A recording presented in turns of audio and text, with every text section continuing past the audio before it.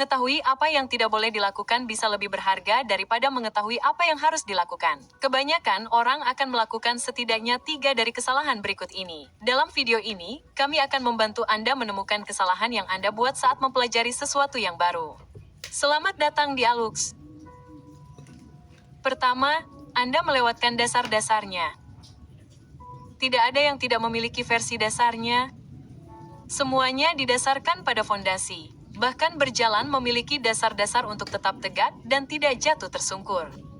Seringkali Anda tahu apa saja itu. Kesalahan yang Anda buat adalah Anda melihat fondasinya dan berkata, itu mudah. Ayo lanjutkan. Petik 2. Tanyakan kepada setiap pelatih tingkat atas, atlet berprestasi tinggi manapun. Mereka semua akan memberitahu Anda hal yang sama. Kuasai dasar-dasarnya terlebih dahulu. Namun mungkin bagi Anda itu tampak membosankan, terlalu jelas. Anda sudah mengetahuinya, akan seperti membuang-buang waktu untuk mempraktikkan sesuatu yang sangat mendasar. Dan disitulah kesalahan terjadi. Anda akhirnya akan sampai pada titik di mana Anda benar-benar tersesat. Seperti Anda melewatkan 8 bab buku dan sekarang Anda tidak tahu siapa yang siapa. Anda mencoba untuk kembali dan menelusuri kembali langkah-langkah Anda, melihat apa yang Anda lewatkan, tetapi Anda sudah terlalu dalam. Melewatkan hal-hal mendasar menciptakan kebiasaan buruk. Anda mempelajari sesuatu berdasarkan ide yang samar dan Anda melakukannya secara asal-asalan. Satu-satunya cara untuk memperbaiki kesalahan Anda adalah dengan melupakan semuanya dan memulai dari awal. Jadi kuasai saja hal-hal mendasarnya terlebih dahulu. 2. Terlalu banyak dalam satu kali baca. Anda menemukan sesuatu yang benar-benar membuat Anda bersemangat. Anda tidak dapat berhenti membacanya. Anda bahkan tidak ingat kapan terakhir kali Anda merasa begitu bersemangat tentang sesuatu. Mungkin Anda akhirnya menemukan hal yang Anda sukai dan pencarian itu berakhir. Itu adalah perasaan yang luar biasa. Tetapi disinilah kesalahan besar lainnya dapat terjadi. Segera Anda akan menemukan bahwa gairah Anda tiba-tiba menurun. Anda tidak dapat berhenti menonton video YouTube tentang hal itu kemarin, tetapi hari ini Anda bahkan tidak ingin mendengarnya. Anda perlu istirahat darinya. Sehari berlalu, 2 hari, seminggu. Anda mengatakan pada diri sendiri bahwa Anda akhirnya akan kembali melakukannya, tetapi Anda tidak akan pernah melakukannya. Jadi apa kesalahannya di sini? Anda overdosis dengan pengetahuan. Ada yang namanya overtraining. Anda hanya dapat menangani sejumlah masukan dalam satu kali latihan. Anda memerlukan masukan pembelajaran yang optimal sebelum menjadi terlalu banyak dan membahayakan Anda. Bahkan jika Anda mengambil makanan favorit Anda di dunia dan memakannya selama 3 minggu berturut-turut, pada akhirnya itu akan membuat Anda sakit. Kami yakin setiap dari Anda pernah mengalami ini setidaknya sekali dalam hidup Anda. Anda sangat menyukai sesuatu dan kemudian kehidupan terjadi. Atur kecepatan Anda setiap hari. Lakukan cukup banyak untuk merasa seperti Anda telah membuat beberapa kemajuan, tetapi sisakan cukup untuk besok agar Anda tetap bersemangat. Ketiga, Anda tidak mempraktikannya. Cukup jelas, tetapi mari kita bahas lebih dalam.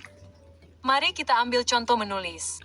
Kami percaya menulis adalah keterampilan yang sangat berharga bagi siapapun, terlepas dari siapa mereka dan apa yang mereka lakukan.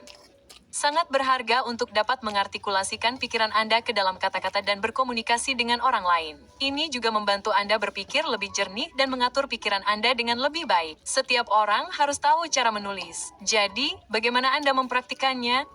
Kami punya tantangan untuk kalian selama sisa minggu ini. Tulis intro singkat untuk hari kalian. Cobalah untuk membuatnya seperti sebuah kail pancing. Oke. Kita mulai dulu. Hari ini, kita akan menerbitkan video tentang kesalahan yang kalian buat saat belajar. Apakah audiens kita akan menyukainya? Apakah mereka bosan dengan video yang berisi daftar? Apakah mereka akan benar-benar mengikuti tantangan kita dan berlatih menulis? Mari kita cari tahu, soalnya, tidak harus yang mewah. Kalian hanya perlu menemukan cara yang sangat mendasar dan mudah untuk mempraktikannya. Bagi kalian yang ingin mengikuti tantangan ini, tulis intro untuk hari kalian di kolom komentar. Keempat, kalian tidak memiliki tolok ukur yang baik. Tidak ada yang menilai kalian, jadi, bagaimana kalian tahu apakah kalian melakukannya dengan baik atau tidak? Bagaimana kalian tahu apakah kalian mempelajari hal-hal yang baik atau apakah kalian bahkan membuat kemajuan? Mari kita ambil contoh menggambar. Beberapa orang percaya bahwa mustahil bagi mereka untuk menggambar apapun. Mereka mencoba menggambar seekor kuda dan entah bagaimana mereka mendapatkan kursi. Tidak yakin bagaimana kalian bisa sampai di sana. Tetapi itu terjadi setiap saat. Namun, katakanlah Anda memutuskan untuk benar-benar belajar menggambar. Dan siapa tahu, mungkin dalam beberapa tahun Anda akan menjadi seniman digital. Apa tolok ukur yang bagus? Lukisan-lukisan di Kapelcin. Tanpa tolok ukur yang bagus, akan sangat sulit untuk mengetahui apakah Anda membuat kemajuan. Anda akan kehilangan motivasi dan akhirnya menyerah. Untuk menghindari kesalahan ini, temukan tolok ukur yang dapat dicapai dan yang sedikit di luar jangkauan, beberapa tolok ukur dalam satu perkembangan. Anda akan memiliki sesuatu untuk diperjuangkan dan tahu apa yang harus dikerjakan selanjutnya. Kelima, Anda bertindak terlalu cepat. Kecepatan saat ini hanya untuk orang bodoh, bukan? Mereka yang menonton video kami secara teratur akan tahu apa yang sedang kami bicarakan. Jika ya, beri komentar dengan nama video tempat frasa itu berasal. Anda dapat bertindak cepat jika Anda menguasai dasar-dasarnya. Kesalahan yang Anda buat adalah bertindak terlalu cepat tanpa benar-benar mengetahui apapun. Anda akan mendapatkan pengetahuan tingkat permukaan. Pembelajaran Anda akan dangkal dan Anda akan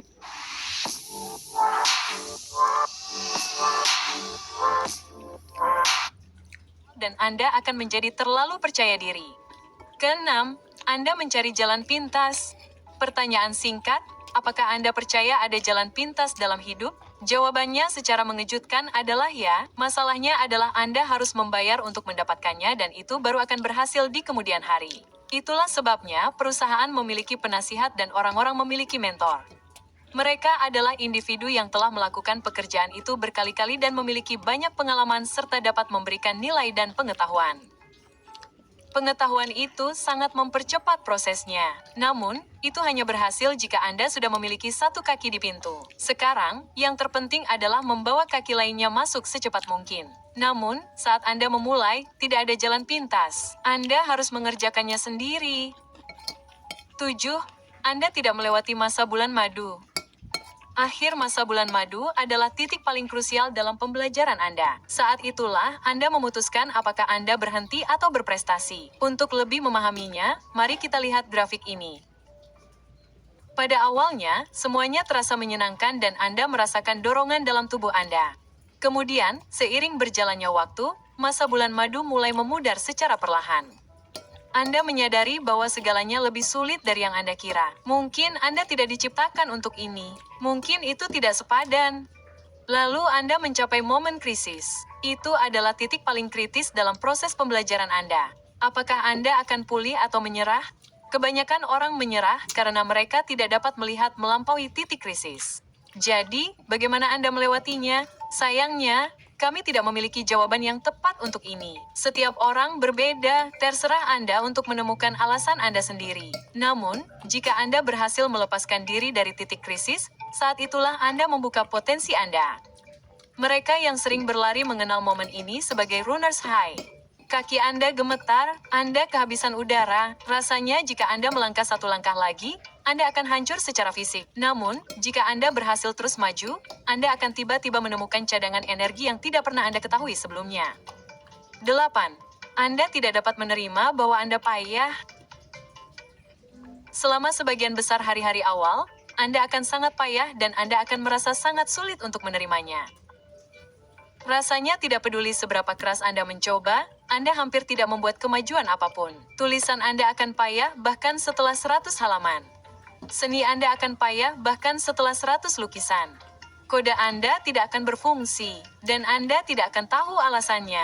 Itu bagian normal dari kemajuan. Semua orang payah di awal, oke, tidak apa-apa. Itulah sebabnya Anda memiliki tolok ukur yang dapat dicapai. Semakin Anda terus melakukannya, pada akhirnya Anda akan melihat peningkatan kecil, tetapi Anda perlu menerima bahwa Anda akan payah di awal. 9. Anda tidak menyimpan kesalahan Anda tidak ingin melihat pekerjaan buruk yang telah Anda lakukan. Pekerjaan itu jelek, tidak dipoles, dan kasar di bagian tepinya. Mungkin Anda terburu-buru, mungkin Anda melakukan sesuatu yang salah, mungkin Anda tidak memahaminya. Jadi, Anda menghapus semuanya dan mencoba lagi nanti. Tetapi itu adalah kesalahan besar. Ada wawancara hebat dengan John Mayer di mana ia berbicara tentang bagaimana teknologi terkadang menghambat proses kreatif. Gagasan bahwa jika Anda selalu menghapus pekerjaan buruk Anda tidak akan pernah mendapat kesempatan untuk memperbaikinya. Anda tidak akan pernah mendapatkan versi 1.1 jika Anda terus-menerus menghapus versi 1.0. Saat belajar, hapus backspace dari inventaris Anda. Anda akan merasa itu sangat membantu. Anda membuat kemajuan melalui iterasi yang konstan, tetapi Anda memerlukan sesuatu untuk diulangi terlebih dahulu. Ini mungkin sebenarnya nasihat yang paling berharga dalam daftar ini. 10. Anda menunggu hingga siap. Anda tidak akan pernah tahu segalanya tentang apapun.